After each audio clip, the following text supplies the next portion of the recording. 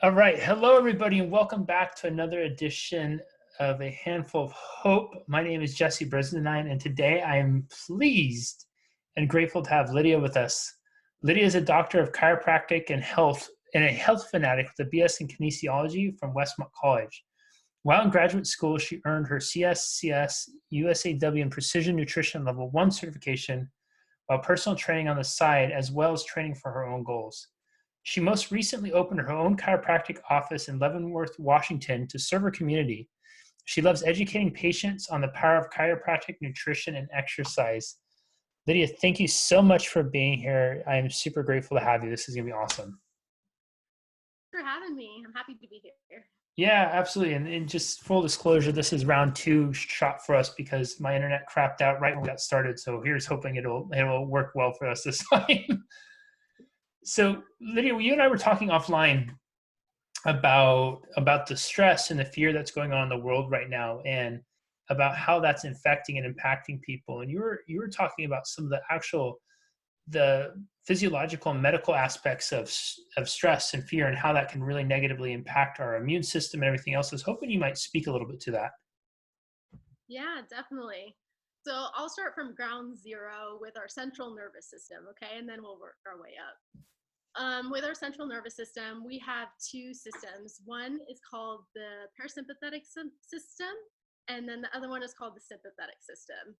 And in human language, the parasympathetic system is our rest and digest, and this is where all the healing, maintenance, and regulatory systems in our body, that's where it happens, and that's our ideal state where we want to be most of the time. And on the other side, we have the sympathetic system, which is our fight or flight. And this is the system that kicks in when we see the lion and need to run away, or we flip through our phone and see the news nowadays. And this and this is meant to be in short spurts of time, and we call that eustress because it's healthy stress to keep us alive, right? But nowadays we're in this place of having high stress levels over extended periods of time, and it's been at least a week at this point. Yeah. And when we're in the sympathetic system for extended periods of time, it creates an inflammatory response, and we call that distress. And what happens is that our cortisol spikes, and it's good for that short amount of time, but then over periods of time, it creates an inflammatory response, and it can dampen our immune system, which is the last thing we want right now. I think everybody is on the same page. An analogy I like to use is Wi-Fi. If you have multiple devices connected to your Wi-Fi, especially gamers, it's going to suck your Wi-Fi up. And it's the exact same concept with your immune system. So I think that's really important for people to hear, because we've gotten to be such a reactionary culture, right? Where we have these devices, and I actually really want to ask you about this, and maybe if we have time, we will. I want to ask about the biological evolution of people with these devices now, what that looks like for spinal health. But so we have these devices where they're instant. They buzz, they beep, they ding, whatever noise they make. And we are so conditioned where we'll stop everything. We look here and we disengage from the outside world, and we engage in here. And this is just basically, especially right now, if you're dialed into any of the stuff going on in the world, it's one big, would it be cortisol igniter almost, so to speak, in the sense of, right? Mm-hmm. So yeah, definitely. What do people do with that? Like how, because I think you're dealing with habits, right? And then also I often look at fear as almost like it's almost a very intoxicating kind of drug in terms of an emotion, right? It's a one we socially bond over. When we're in like these distressed states, it seems like we can form identities around it. Like it becomes a, hey, like, how stressed are you? How stressed am I? And we try to wind ourselves up to see who's more stressed out. But there's some serious consequences with this. So, I mean, we're talking compromised immune health, which is the worst thing happening. So somebody who's in that state, and they may not even be aware of it because it's so familiar to them. what are some signs or symptoms they could start to identify to let them know, whoa, whoa, wait a minute? Because I think framing this as immune health compromised could be really powerful to help people grasp this right now with the coronavirus hanging over our head and making them more susceptible. So what would people look for that? Yeah, I that's a great question. I think also we're just such a do culture. Like if you're not doing, then you're automatically lazy, right? Yeah. And by doing that, we don't allow ourselves to feel anymore or be present, and that's ultimately where it starts. Um, is just being present with ourselves and everything that's kind of out in the social media right now, like deep breathing, meditation, all of those things are actually really beneficial.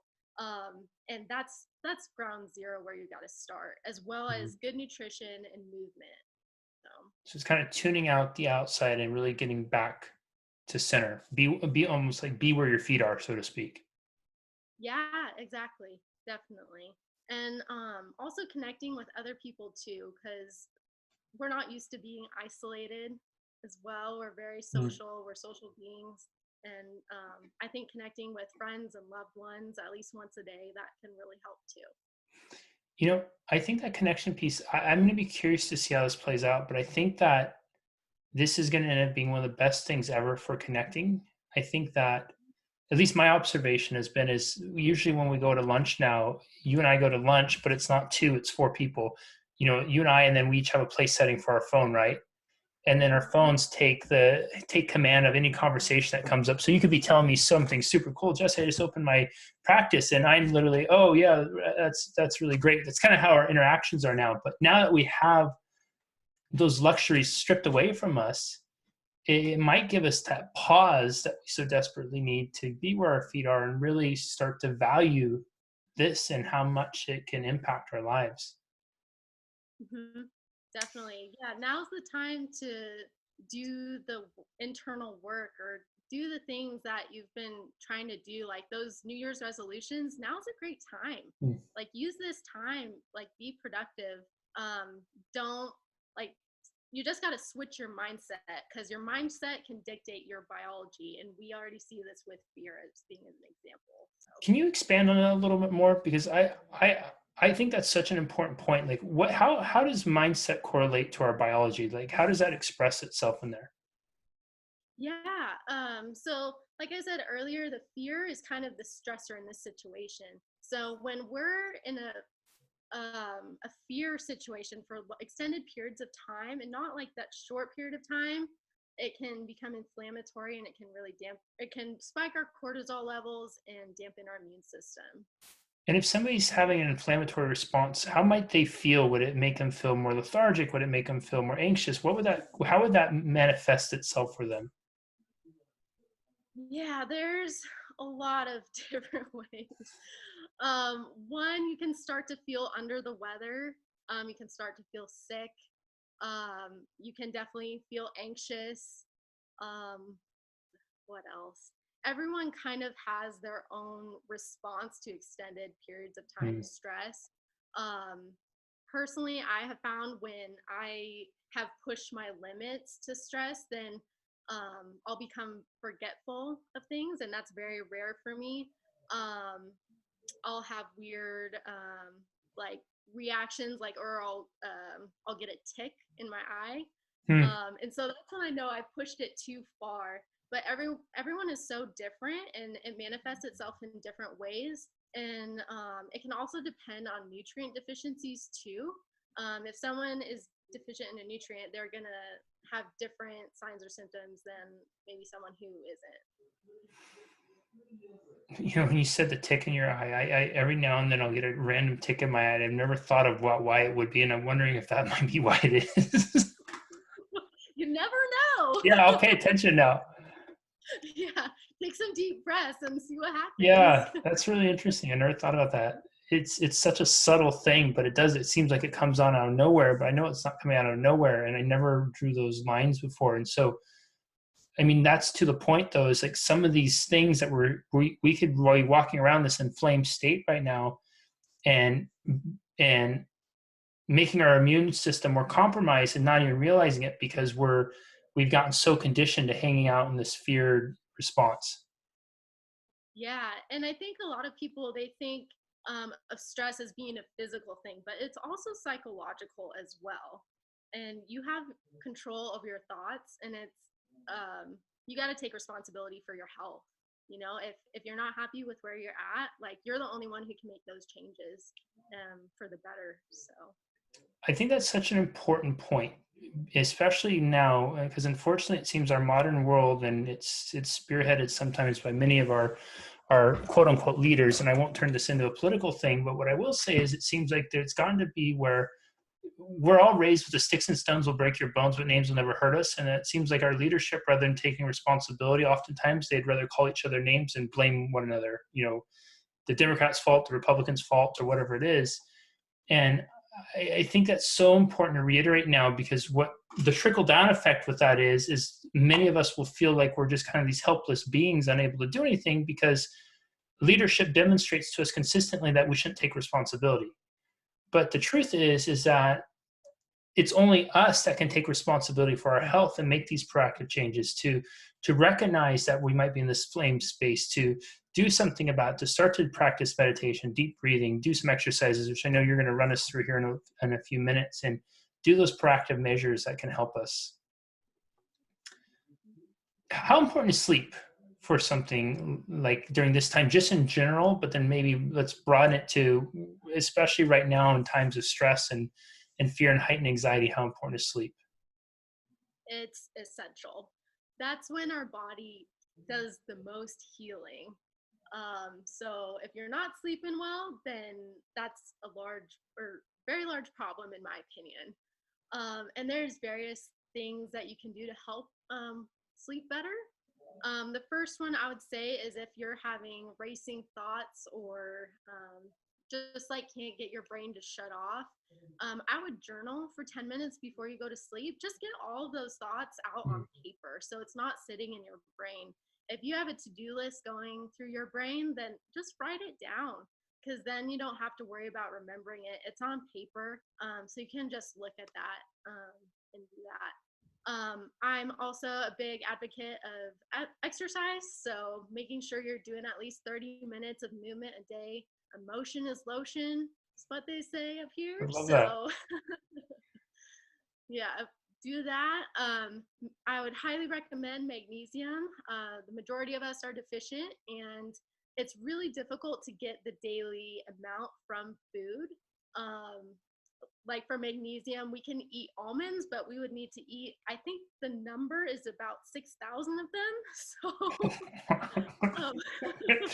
so unless you want to do that the rest of your life, then Yeah, I no. would recommend a magnesium supplement.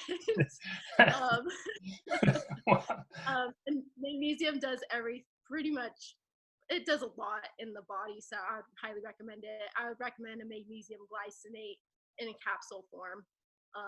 That'll help a lot as well. And also sleep aids, like holistic sleep aids, can be helpful as well. The only thing I would caution with that is making sure if you're on medication, clearing that with your primary, so it won't interfere with anything. And then also, if you have low blood pressure and the sleeping aid has valerian root in it, just be cautious, because it can have the opposite effect that you want it to. So, With a magnesium supplement, is there a particular brand you recommend? um, let's see. Most health food stores, like Whole Foods, will have a good brand. Okay. I really like Pure Encapsulations. What other brands? Now is a good brand. Solar Ray. And the reason why I choose certain brands is because I know, like, they're doing their research to making sure I can absorb as much as possible, and it's just not going to be expensive pee, right? Yeah. So that's the goal. Make sure you're actually Expensive tea. I love that.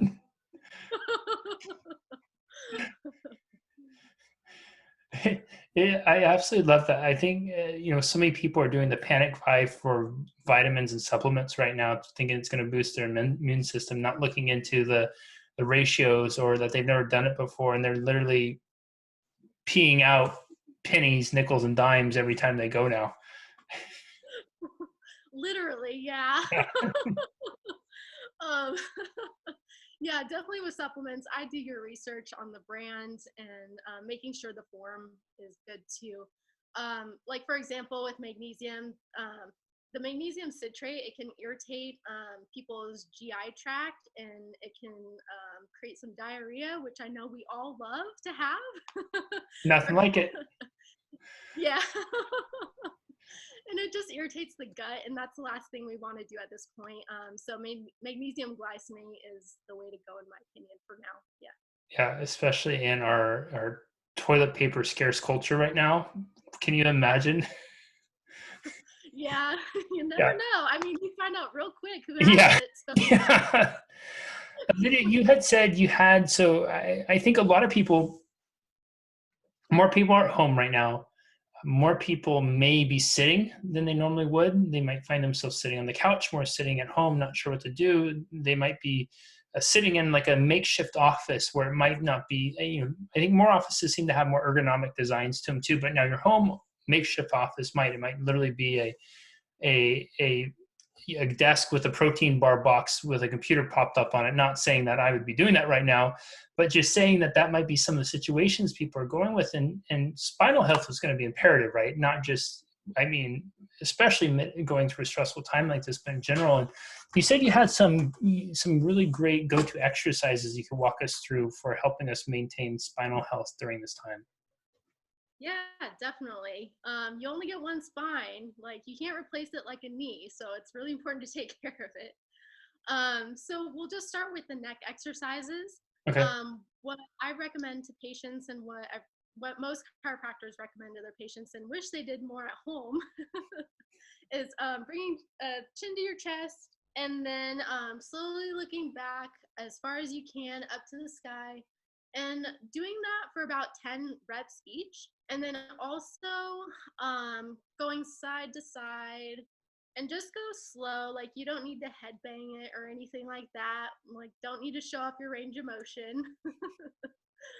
um, and then if you have really great neck mobility, I'd also recommend neck rolls as well. So that's kind of bring your chin down to your chest and then just slowly bringing it back and just rolling your head around. Right. And since we're on the neck, I also recommend that patients practice cervical traction at home. So that's just really helping the neck structure in the back. And there's a simple way they can do this. You can just grab a hand towel from home and then just fold it up and kind of roll it up into a little circle here. Mm-hmm. And what you do is you'll be laying down on the floor or a hard surface is you bring this and then you just put it right here and you just lay on the floor. Start for about 3 minutes and work your way up to 7 or 10 minutes at a time. Start with 1 time a day or until you can move up to twice a day in the morning or at night. And that'll just really help your cervical spine. Oh, very cool. I've never seen that one before. So it's just placing it at the kind of base of your neck and letting your head tilt back and you're on the ground with it? Yep, Okay. pretty much. Yep. And if one towel isn't enough for you, you can always add more to make it thicker. But the we want to avoid putting our head into flexion like this. Okay. So we really want to make sure it's more into extension. So, Okay. yeah. All That's right. awesome. And then have Yeah, I was another gonna ask question. real quick before we move below, when I rotate, I get a little bit almost like a popping sound. Yeah. Is that what is that? Is that I mean, it could be a variety of things. I haven't checked out your x-rays, so yeah, I don't think you'd if be you happy with my x-rays. I should send them to you. You can see they're not.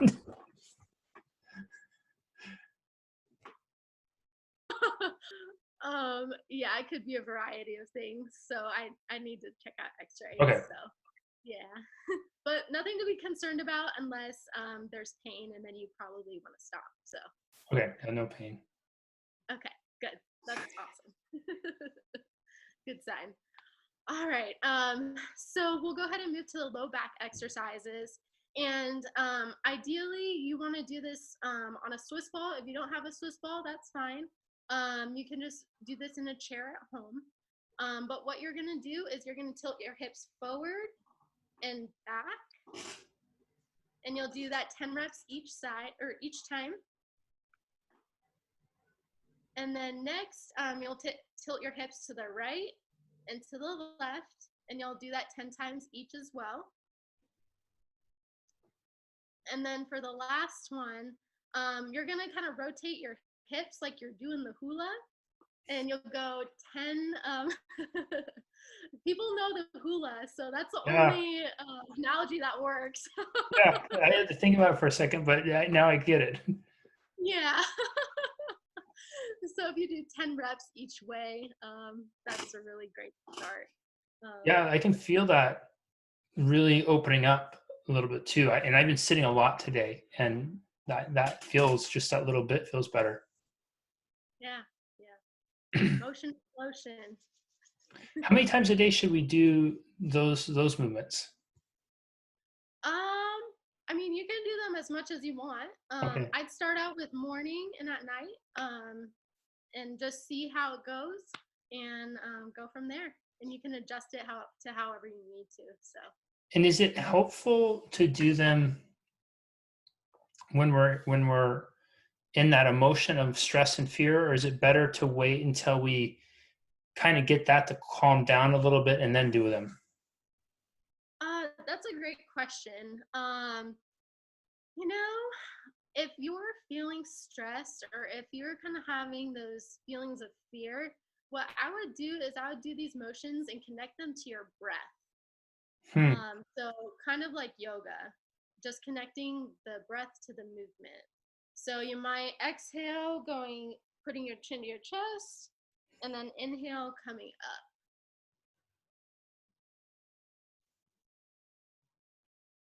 And just kind of go with whatever feels best for you. I like that. Yeah. Lydia, if you could recommend people do one thing, like the most important thing that they could do for spinal health I guess this is going to be kind of a broad question, so you might have a couple answers to it, but to kind of encapsulate everything we talked about with sleep, with spinal health, with stress, is there one thing that would attack all three of them, or might there be one specific thing for each of them that would be, because I think sometimes people come away and they'll say, okay, this is great. Where do I start? Where specifically should I start? And people will get in that overwhelmed place, right? Well, do I start with the neck? Do I start with the lower back? Do I start with the hula hips? Where is it that people should start? And I guess it's hard because it might be different for everyone, but if we could get as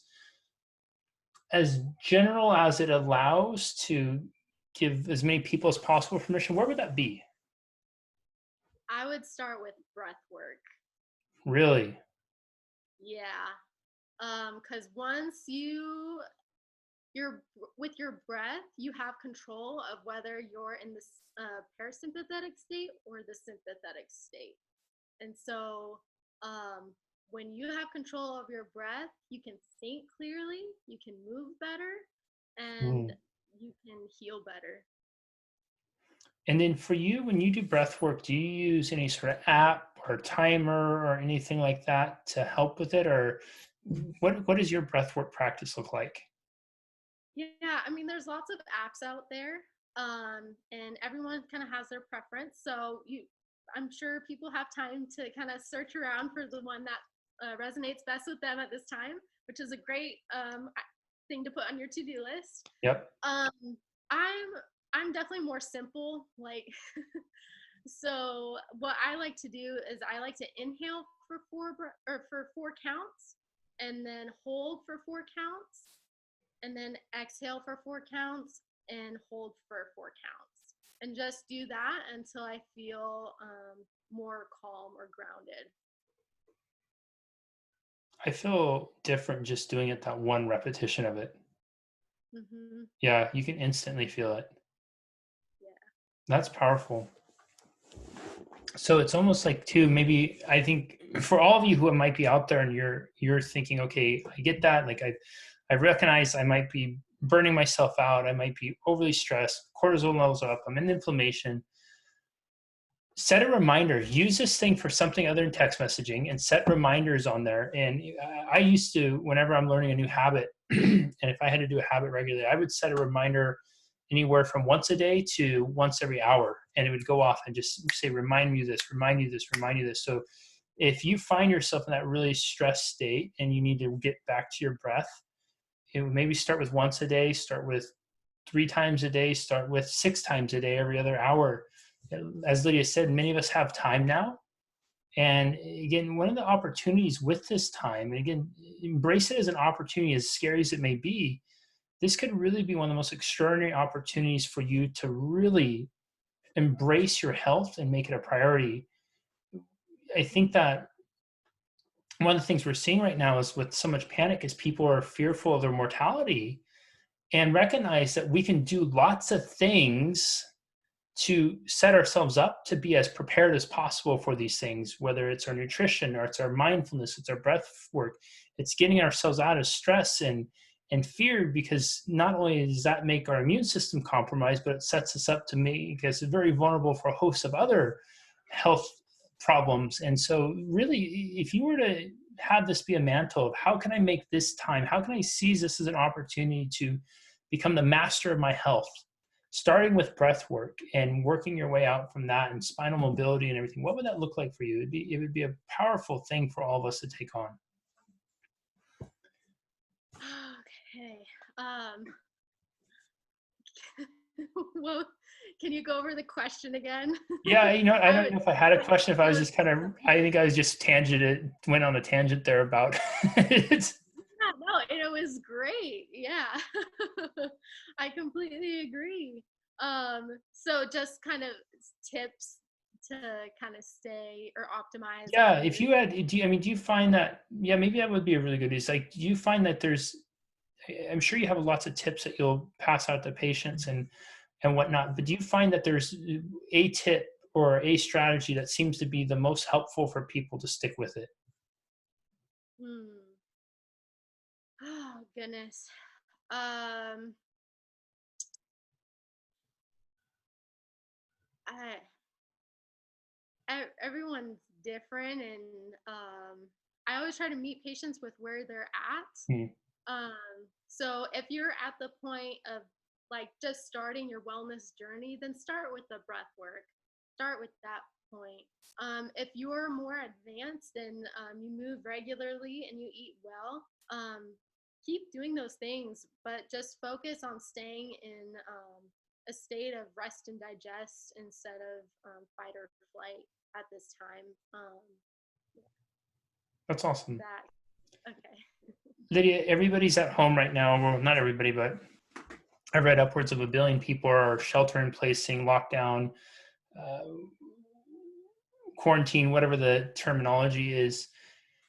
And they have more time in their 4 walls than they may have normally had. So if you had to recommend one podcast people listen to, what would that be? Yeah.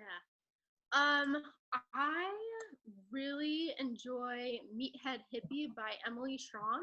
Meathead Um, Hippie? yeah, What a cool yeah. title. So um, she works out regularly, and she's all about holistic nutrition, and has really great things to offer clients or just the general public, and great resources of maybe places where to start with their wellness journey. So that's a wealth of knowledge right there Okay. that I'd recommend. Book you'd recommend people read? What book? I love anything by Ryan Holiday or Brené Brown. So I'd say Ego is the Enemy, and Daring Greatly. So Okay. Right, very good. And movie or documentary you'd recommend people read or watch? oh goodness. Um, let's see here. I let's see. I just saw the ad for, is it called The Lion King on Netflix? Like this guy collects big cats or big lions. So I'm very Oh curious. yeah. I saw somebody posted about that and they said it was really good.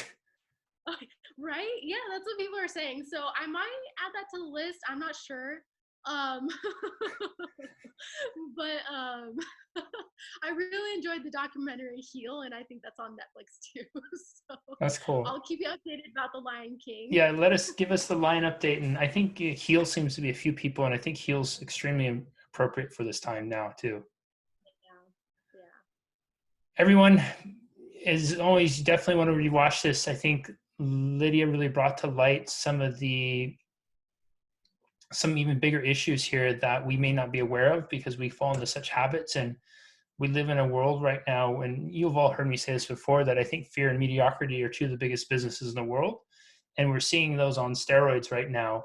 And the byproduct of that is our health and it being compromised. And I think what Lydia outlined there about becoming aware of cortisol and how your body becomes inflamed is so important, because the very thing that you're trying to prepare yourself for, being healthy and avoiding the coronavirus, is the very thing you are setting yourself up to be more susceptible for by being in this inflamed and unhealthy state. So we really want to get back to the basics, get where your feet are, do the breath work, do the things, and work through the spine and just slow down and be present. I absolutely love that.